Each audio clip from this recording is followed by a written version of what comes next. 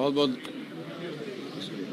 बहुत धन्यवाद अफाक साहब, जिला अध्यक्ष और जिला के सारे वरीय सहयोगी जो आज सुबह से यहाँ आए हैं मेरे से मिलने। मैं सबका धन्यवाद कर रहा हूँ। आप सभी पत्रकार साथियों का भी इस सभागृह में स्वागत, अभिनंदन कि आप लोग इस बरसात में समय निकाल कर आए हैं।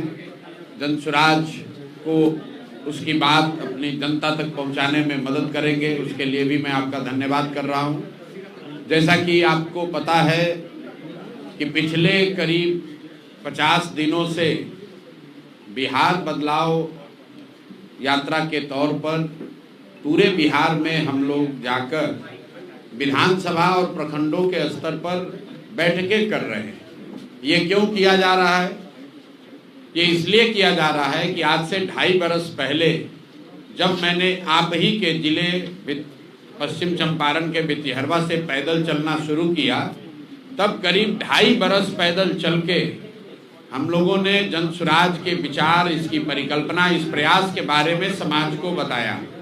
ये बताया कि बिहार में जो गरीबी है, जो अशिक्षा है, जो भ्रष्टाचार है, जो पलायन है, इन मुद्दों को समाज के लोग कैसे एक साथ आकर गांधी और बाबा साहब के आदर्शों पर चलकर कैसे वो इससे एक रास्ता निकाल सकते हैं। सिर्फ बिहार की समस्याओं को नहीं देखा, उस समस्या से निकलने का एक रास्ता भी समाज को बताने का प्रयास किया गया।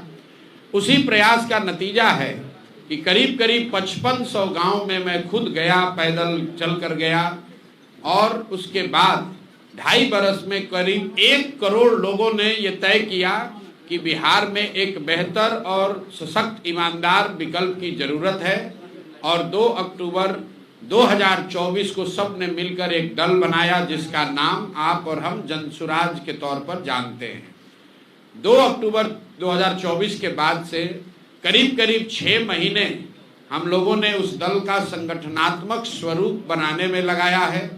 आज मैं आपको यकीन से कह सकता हूं कि बिहार में राजनीतिक संगठन के तौर पर जनसुराज से बड़ा राजनीतिक संगठन कोई नहीं है।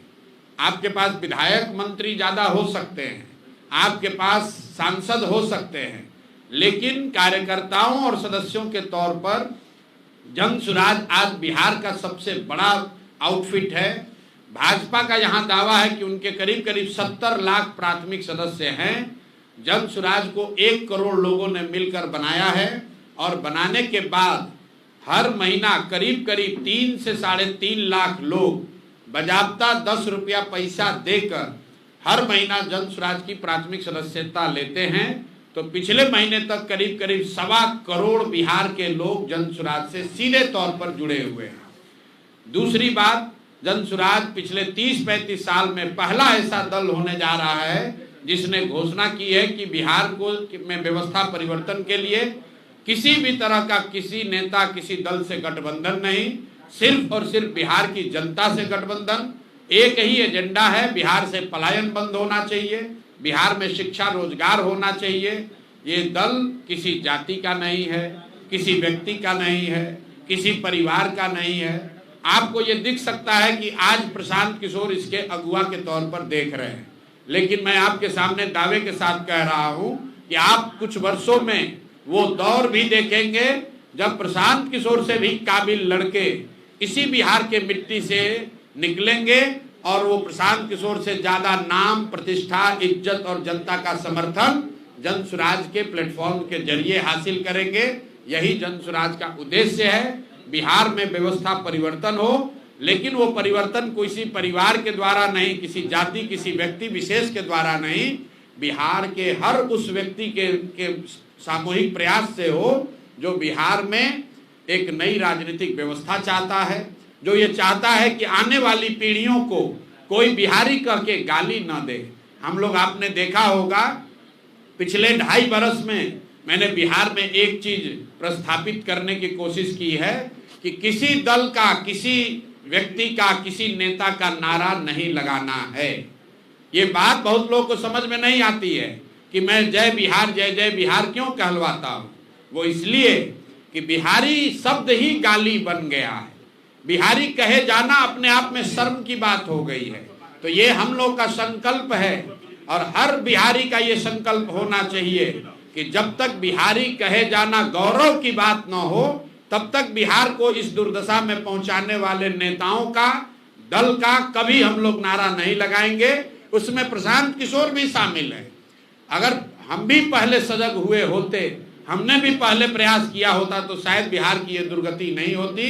इसीलिए किसी व्यक्ति, किसी दल का नारा नहीं, सिर्फ और सिर्फ अपनी धरती, अपने इस मातृभूमि का नारा लगाते हैं हम लोग। जय बिहार, जय जय बिहार। अब आपके जो सवाल हैं वो आप सवाल कर सकते हैं। बहुत बहुत धन्यवाद। सर, महागठबंधन अभी बिहार में सत्ता में नहीं है, लेकिन कल रोजगार मेला का आयोजन किया है पूरे बापू सभागार में। सर, किस नजरिए से आप देख रहे हैं इस चुनाव पे? बेरोजगार युवा उधर आकर्षित होते हैं या फिर नहीं? मेरे भाई, आकर्षित होना नहीं होना वो बिहार के युवाओं पर छोड़ दीजिए। बिहार का युवा इतना मूर्ख नहीं है जितना कि राजनीतिक दल और आप जैसे कुछ पत्रकार समझते हैं।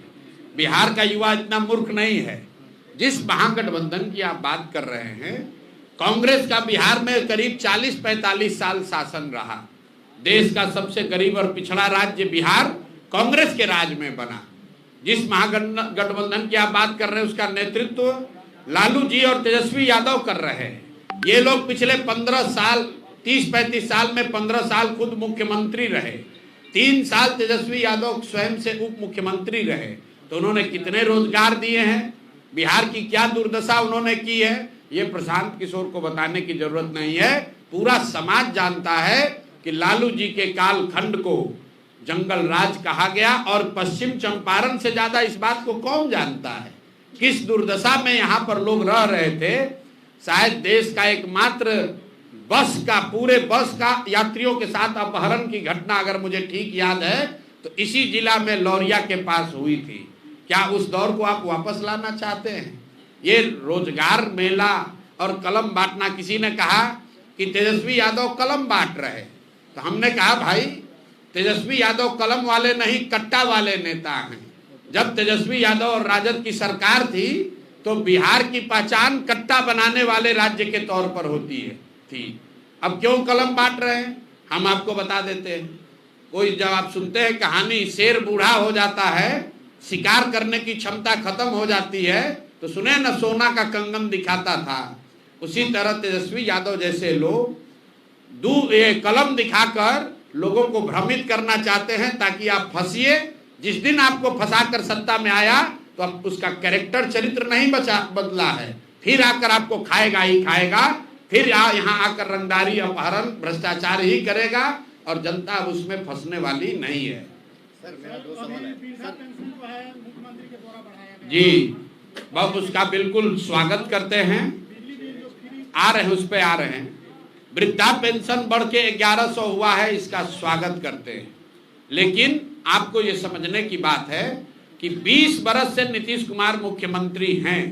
उन्होंने 400 के पेंशन को कभी बढ़ाकर 410 रुपया नहीं किया। लेकिन 3 बरस ये जन सुराज का प्रयास है। प्रशांत किशोर की ताकत नहीं है, लोगों की ताकत है। जब ये दिखा जन सत्ता के सत्ताधारियों को कि एक नया विकल्प आ रहा है जो ये बात कर रहा है कि 400 रुपया तो भीख से भी बदतर है, आज के जमाने में भीख से भी बदतर है। और जन सुराज की अगर व्यवस्था बनेगी तो 2000 रुपया किया जाएगा। उसके बाद राजद ने घोषणा की कि हम लोग आएंगे तो 1500 करेंगे। और नीतीश कुमार और एनडीए की सरकार इतना घबराई है, भाजपाई और जदयू, इन्होंने घबराहट में 1100 किया है। लेकिन ये बहुत अच्छी बात है। श्रेय किसी को मिले, लोगों का फायदा होना चाहिए। हम लोग के लिए सबसे बड़ी बात क्या है, बिना कोई एक चुनाव लड़े हुए बिहार के लाखों लोगों का पेंशन अगर हम लोग बढ़वा के 400 से 1100 कर दिए, यही तो राजनीति है। हम लोग रोज बताते हैं कि हमारे लिए राजनीति सिर्फ एमएलए एमपी बनना नहीं है। हम लोग यहाँ पर चुनाव लड़ने जीतने सिर्फ नहीं आए हैं। चुनाव राजनीति का एक छोटा पहलू है। राजनीति समाज की आवाज बनना भी है। राजनीति जो समाज में दबा कुचला है उसके हाथ पकड़ना भी है। राजनीति उन व्यक्तियों की मदद करना भी है जिनको समाज ने पीछे छोड़ दिया है। तो प्रशांत किशोर को एमएलए नहीं बनने की जरूरत है। और यही बात तो हम लोग गांव-गांव बता रहे हैं कि बिहार का सुधार जन सुराज के आने से नहीं होगा। बिहार का सुधार उस दिन होगा जिस दिन बिहार के लोगों की राजनीतिक बंधुआ मजदूरी खत्म होगी। जहां लालू के डर से मोदी अब मोदी के डर से लालू को आपको वोट देना पड़ता है। जिस दिन वो बंधुआ मजदूरी खत्म हुई कि बिहार में सुधार होगा ही होगा। हमने मन से कहा, आपको भी कह देते हैं, जन सुराज आ जाएगा तो कोई गारंटी नहीं है कि जन सुराज का सब आदमी अच्छा ही होगा।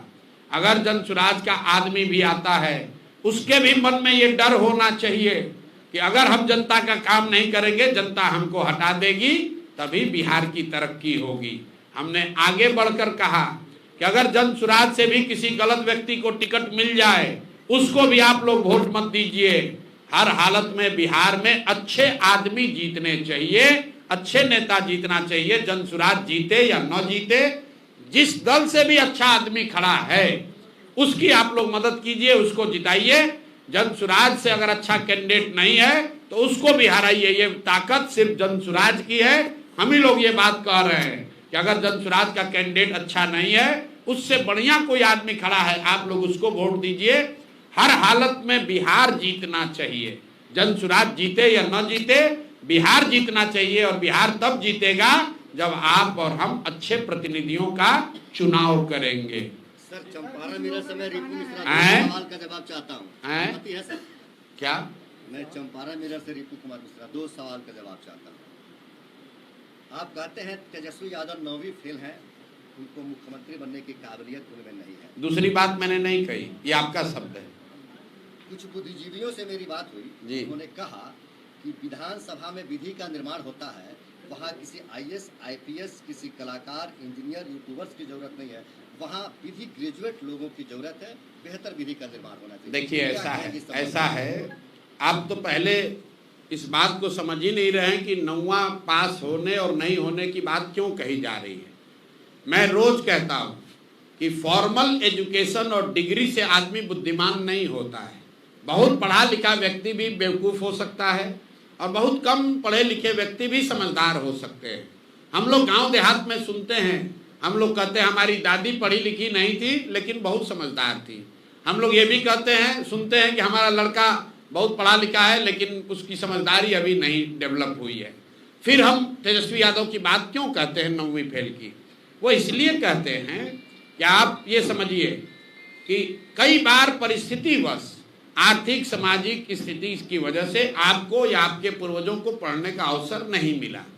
ये संभव है कि आपको पढ़ने का अवसर नहीं मिला, इसलिए आप फॉर्मल एजुकेशन नहीं कर पाए। लेकिन आप जब मुख्यमंत्री के लड़के हैं, माँ बाप दोनों मुख्यमंत्री हैं, आपका एडमिशन किसी बहरिया और लौरिया के सरकारी स्कूल में नहीं, दिल्ली के RK पुरम में पैसा देकर लालू जी ने अपने बच्चे का एडमिशन कराया और वहां से आप 9वीं पास नहीं कर सके, तो ये दिखाता है कि आप विद्यार्थी के तौर पर कितने सजग थे। कुछ लोगों का ये कहना है, तेजस्वी जी ने ये कहा कि भाई हम तो क्रिकेट खेलते थे, तो चलिए उन्हीं की बात मान लीजिए। हालांकि लालू जी ने खुद कहा, लोकसभा में कहा, जाकर देख लीजिए कि हम तो सोचते थे कि हमारा लड़का क्रिकेट खेलता है, वो तो तौली लेके दौड़ रहा है, पानी लेके दौड़ रहा है। लेकिन तेजस्वी जी की बात मानिए कि वो बहुत बड़े क्रिकेटर थे। तो भाई क्रिकेट खेलना भी आपने 20 बरस पहले छोड़ दिया, उसके बाद पढ़ाई क्यों नहीं की? आप और हम गांव में जाते हैं, हमको महिलाएं आपको भी मिली होंगी, मैं पूछता हूं दीदी कितना पढ़े हैं, तो महिला बताती है कि हमने ग्रेजुएट किया है। मैं अगर आप पूछिएगा कि ग्रेजुएशन कैसे किए, तो बताएगी कि भैया ऐसा है ना, हमारे बाबूजी खाली 8वें तक पढ़ाए, क्योंकि हमारे गांव में माध्यमिक विद्यालय नहीं था, लेकिन शादी होने के बाद मेरे पति ने मुझे पढ़ाया, फिर मैंने मैट्रिक किया, लेकिन फिर बाल बच्चा हो गया ना, तो हमारा पढ़ाई छूट गया। फिर 10 बरस जब बाल बच्चा बड़ा हुआ तो करस्पॉन्डेंस में भैया हमने नाम लिखाया, क्योंकि हमारे मन में था कि हमको ग्रेजुएट करना है। ये क्या दिखाता है? ये उस महिला का शिक्षा के प्रति सम्मान दिखाता है। ये दिखाता है कि वो जानती है कि बिना सरस्वती के कृपा के जीवन में कुछ हासिल नहीं हो सकता है। और जब आप 9वीं फेल है, बाप और माँ आपके मुख्यमंत्री हैं और आपने जीवन में पढ़ने का प्रयास नहीं किया, ये दिखाता है कि शिक्षा के प्रति आपकी सोच क्या है, आपका नजरिया क्या है। और वो बिहार के जैसे राज्य के लिए घातक है, क्योंकि बिहार का अगर तरक्की होना है, अगर बिहार को इसका गौरवशाली इतिहास वापस आना है, तो ध्यान रखिए बिहार कभी सीमेंट फैक्ट्री बनाने का केंद्र नहीं बन सकता है। बिहार छड़ बनाकर ज्ञान की भूमि नहीं बन सकता है। बिहार का गौरवशाली इतिहास तभी वापस आएगा जब फिर से यहाँ इसको ज्ञान की भूमि बनाई जाएगी। यहाँ बुद्ध को ज्ञान मिला, यहाँ राम जी आए पढ़ने, यहाँ से जैन धर्म की शुरुआत हुई, यहीं पर चाणक्य और चंद्रगुप्त हुए। ये सब ज्ञान के द्योतक हैं। यहाँ हम लोग नालंदा विश्वविद्यालय की बात करते हैं, हम लोग विक्रमशिला की बात करते हैं। हम लोग ये नहीं कहते हैं कि हम लोग का बिहार का बहुत गौरव था, यहाँ सीमेंट बनाने का फैक्ट्री था। सीमेंट और चीनी का फैक्ट्री भी लगेगा, लेकिन बिहार का असली गौरव तब हासिल होगा जब बिहार को फिर से ज्ञान की भूमि बनाई जाएगी। हर गांव में देश का सबसे अच्छा विद्यालय बने, यहाँ पर देश के सबसे अच्छे यूनिवर्सिटी बने, मेडिकल कॉलेज बने, इंजीनियरिंग कॉलेज बने। ये हम लोग का सपना है। इसलिए हम लोग कहते हैं कि कोई 9वीं फेल आदमी जिसका शिक्षा के प्रति कोई नजरिया नहीं है, कोई सम्मान नहीं है, वो बिहार का भला नहीं कर सकता है।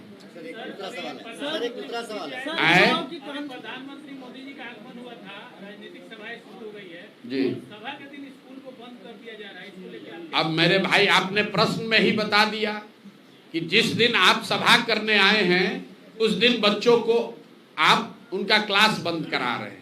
देखिए, मैं अभी कुछ दिनों से बता रहा हूं, जितने आप लोग पढ़े लिखे समझदार लोग हैं बिहार में, आप जरा देखिए कि मोदी जी देश के प्रधानमंत्री हैं, वो गुजरात के भी प्रधानमंत्री हैं और वो बिहार के भी प्रधानमंत्री हैं। आप लोग से मेरा आग्रह है कि आप मोदी जी का भाषण गुजरात में सुनिए। गुजरात में मोदी जी जाते हैं तो वो बताते हैं कि जब 75 साल का गुजरात होगा तो वो कैसा दिखेगा, वहाँ शिक्षा कैसे होगी, वहाँ उद्योग कैसा होगा, वहाँ कृषि कैसी होगी। इसकी प्लानिंग, इसकी योजना अभी से बननी चाहिए। जब मोदी जी गुजरात जाते हैं तो बताते हैं कि सौर ऊर्जा का सबसे बड़ा केंद्र भी गुजरात में बनेगा। वहाँ पर वो गिफ्ट सिटी की बात करते हैं, वहाँ पर वो इन्वेस्टमेंट समिट की बात करते हैं, वहाँ पर वो बता रहे हैं कि कैसे पूरे देश को गुजरात देने वाला राज्य बनेगा। और जब बिहार आते हैं तो वही मोदी जी क्या बात करते हैं, भैया हम लोग आपको 4 किलो अनाज दे रहे हैं, ये मोदी की गारंटी है। उन्होंने बताया हम एक नया ट्रेन चालू कर रहे हैं ताकि श्रमिक परिवार के बच्चे यहाँ से गुजरात आराम से जा सकें। ये देखिए कितना बड़ा आपके हमारे मुंह पर चमाटा है। और आप लोग भी लिख रहे हैं कि मोदी जी की नई सौगात, नया वंदे भारत ट्रेन खुलेगा, ट्रेन में 2 नई बोगी लगाई जाएगी। अरे बाप रे, मतलब आप समझिए मोदी जी आपके मुंह पर कह रहे हैं कि तुम्हारे बच्चे कभी बिहार में फैक्ट्री नौकरी रोजगार नहीं करेंगे, वो जीवन भर यहाँ से ट्रेन में जानवरों की तरह बैठकर गुजरात जाएंगे नौकरी करने। तो गुजरात का आदमी बनेगा फैक्ट्री का मालिक और बिहार का बच्चे बनेंगे फैक्ट्री में मजदूर, और मजदूरी करने के लिए आपको ट्रेन और बस दिया जाएगा और आप और हम उस पर ताली बजा रहे हैं। मोदी जी का भाषण सुनिए। उन्होंने कहा रेल मंत्री ने बहुत बड़ी घोषणा की है। आप सोचिएगा क्या घोषणा हो रहा है।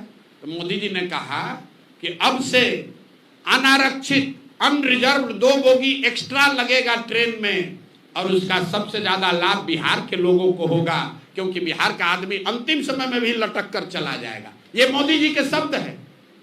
आप बताइए हम लोग का औकात क्या है। गुजरात का आदमी चलेगा 1 लाख करोड़ के बुलेट ट्रेन पर, अब बिहार के आदमी को कह रहे हो कि पहले से जो ट्रेन चल रही है उसमें 2 गो अनरिजर्व बोगी लगेगा। ये आपके लिए सौगात है और आप और हम इसकी चर्चा कर रहे हैं। आप बताइए 4 किलो अनाज पूरा देश में हम ही लोग को मिल रहा है।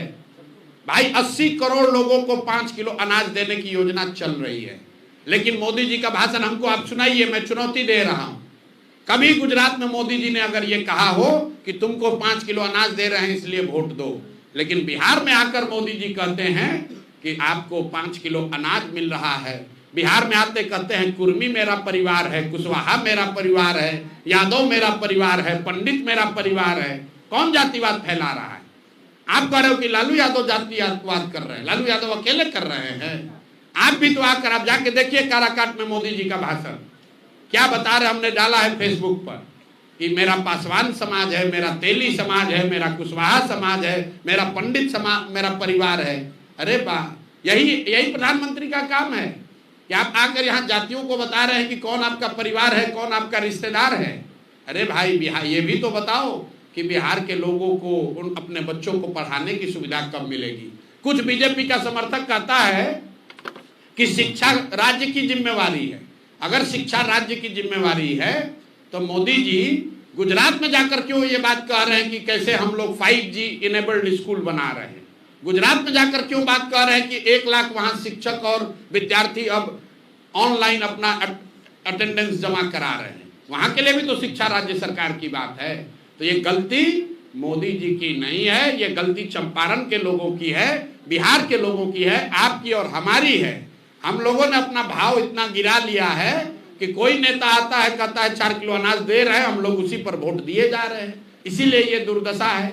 मोदी जी जहां आए मोतिहारी में, उन्होंने बताया कि चीनी मिल कब चालू होगा, उन्होंने बताया कि चंपारण के दशा कब सुधरेगी, कुछ नहीं। उन्होंने बताया कि चंपारण में नदियों का कटाव का मामला कब ठीक होगा। पश्चिमी चंपारण में सबसे ज्यादा विषय है नदियों का कटाव का। गंडक के वजह से कितने गांव, कितने पंचायत डूबे हुए हैं, हर साल डूबते हैं। बाढ़ आता है, नदियां गांव का गांव बहा कर लेकर चली जाती हैं। आप चलिए, लोग कहता है यहाँ जात का राजनीति होता है। आप चलिए हमारे साथ जोगापट्टी, आप चलिए चौमुखा, यहाँ का सबसे बड़ा गांव है, आप में से कुछ लोग जानते होंगे। 20,000 से ज्यादा यादव समाज के लोग वहां रहते हैं। और आज पिछले 2 दशकों से नदियों के कटाव, गंडक के कटाव की वजह से चौमुखा के लोग सड़कों के किनारे रह रहे हैं। उनको पूछने आज तक कोई नहीं आया, ना कोई यादव आया, ना कोई कुशवाहा आया, ना कोई ब्राह्मण आया, ना कोई भाजपा आया, ना राजद आया। मेरे भाई, जात की राजनीति नेता नहीं कर रहा है।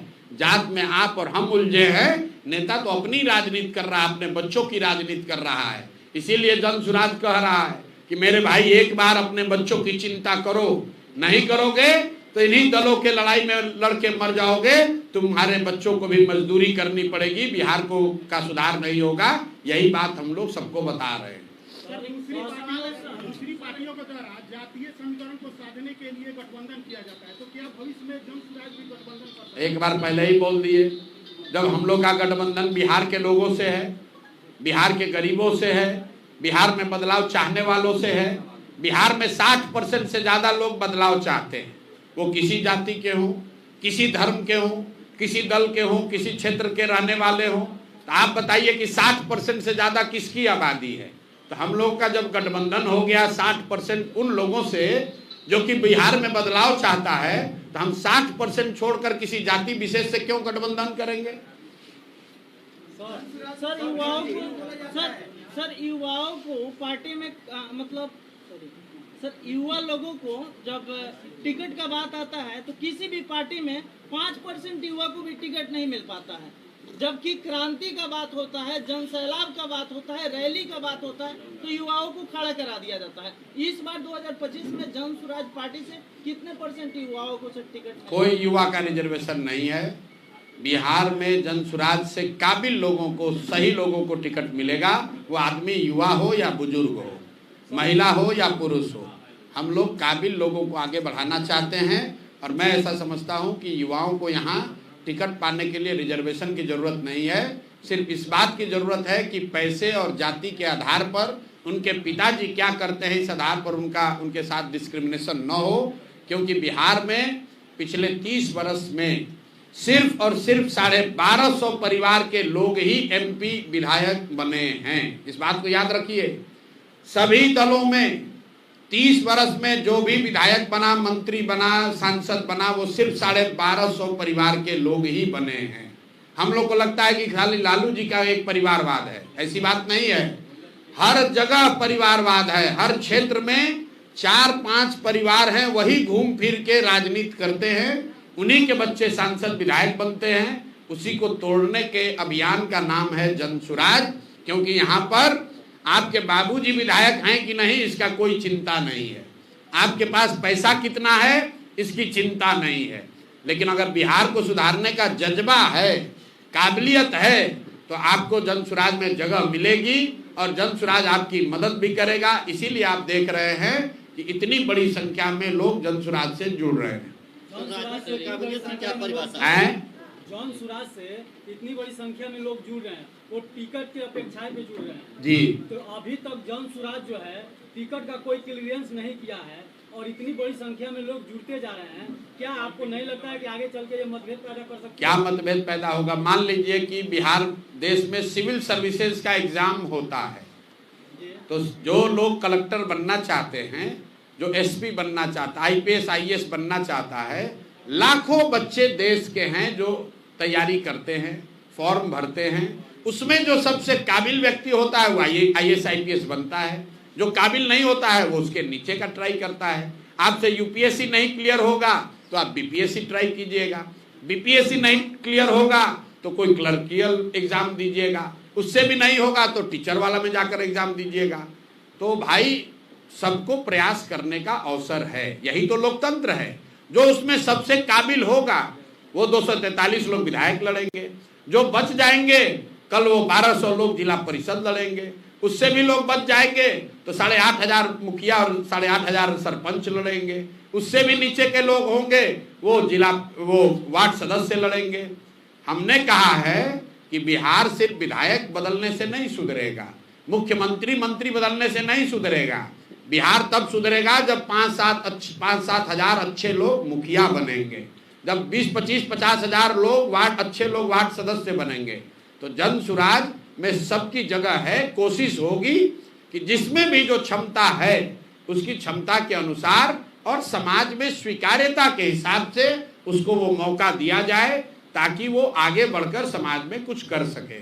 राजनीति में क्या परिभाषा है? राजनीति में काबिलियत की क्या परिभाषा है? काबिलियत का परिभाषा ये है जिसके साथ जनता खड़ी है वो काबिल है।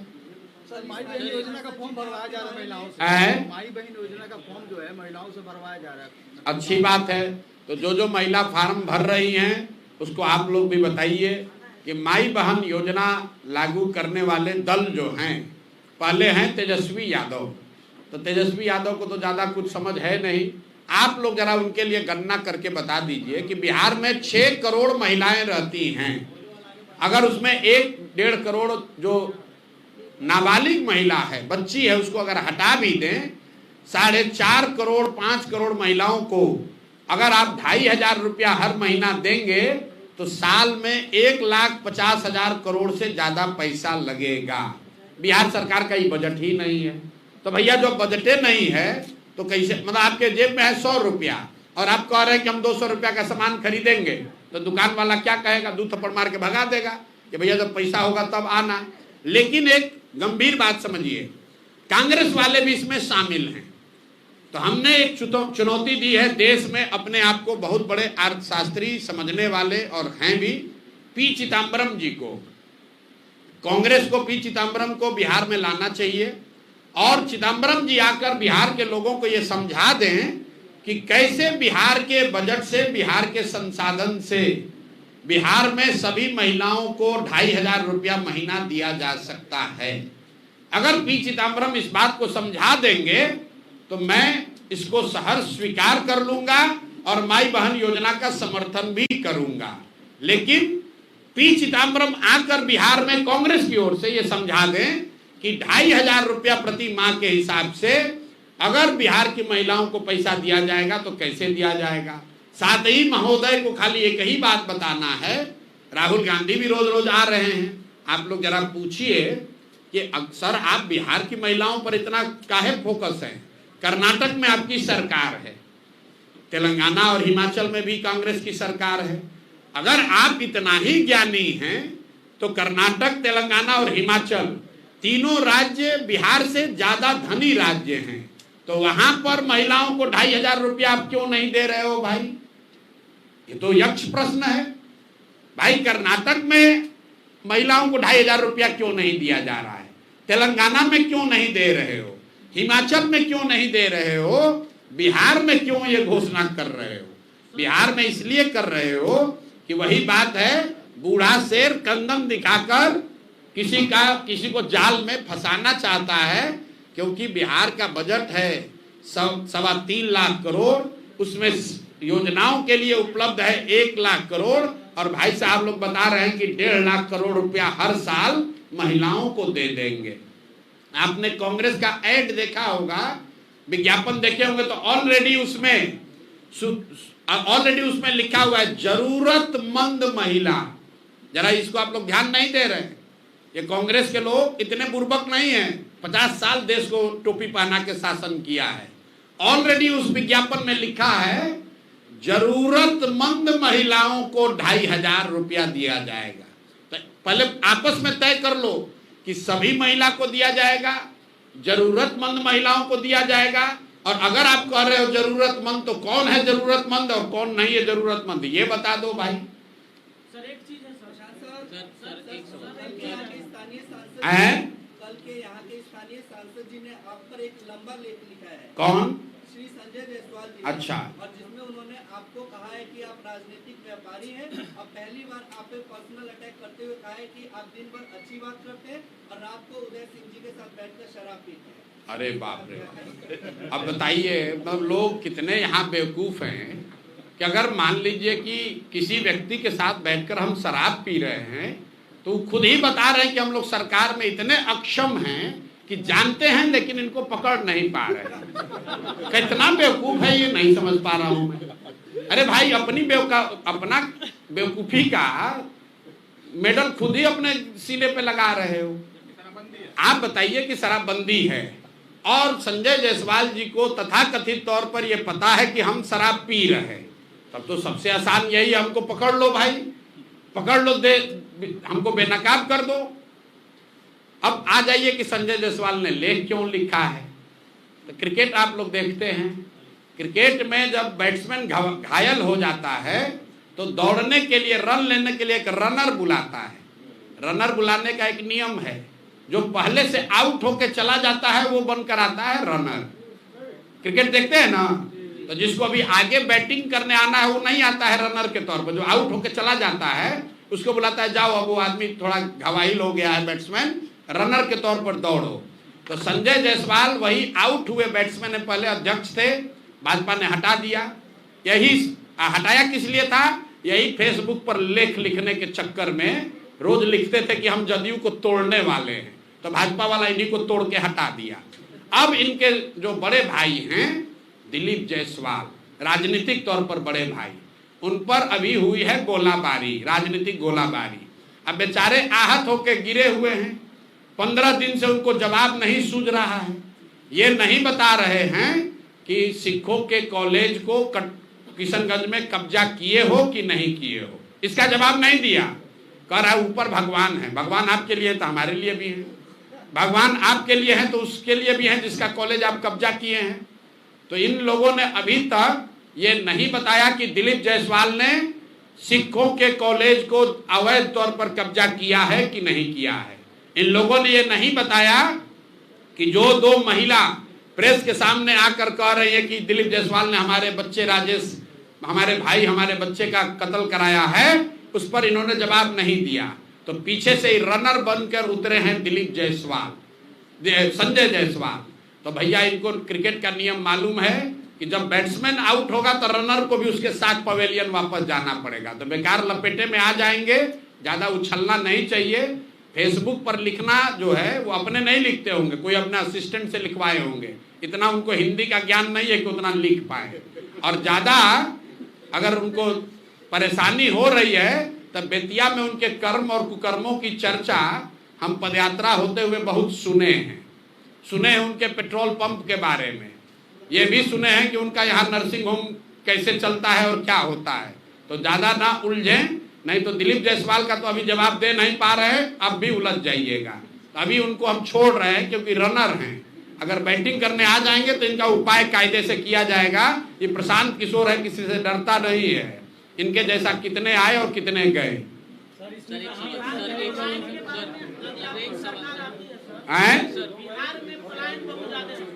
चलिए बोलिए। हाँ, मुद्दे सुन लीजिए, ये अच्छा सवाल है। मोतिहारी मुंबई बनने वाला है। अब मोदी जी ने घोषणा की तो कैसे किया है, इसके पीछे आधार क्या है, जरा इसको ध्यान से सुनिए। मोतिहारी मुंबई बनेगा तो एम से मोतिहारी, एम से मुंबई।